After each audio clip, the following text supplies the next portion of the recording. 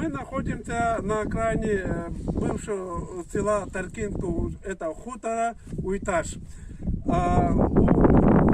массива песчаника, у этого песчаника мы обошли вокруг, там везде это петроглифы, дамбы и прочие, было оставленными нашими предками кумыков.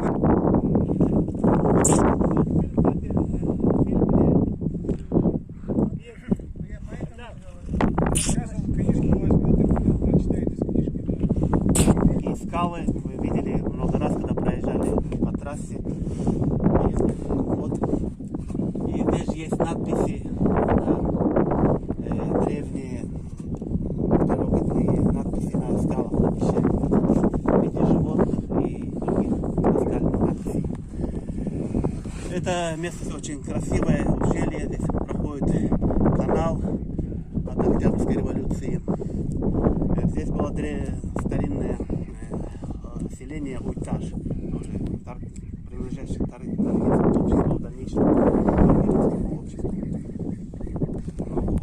С экологической стороны очень красиво и ландшафтное, к сожалению, застраивается переселенцами. Вчера и было конфликт с сельским обществом. И вот я хочу сейчас вам зачитать из книги Марковина о этом месте. В окрестностях селения Уйташ почти на равнине вздыбились массивы песчаника.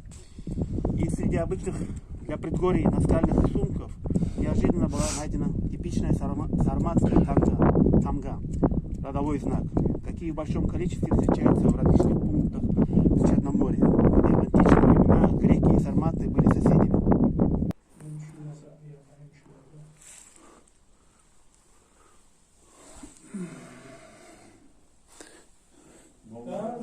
Вот этот и называется Уйташ, каменный дом. Var mı?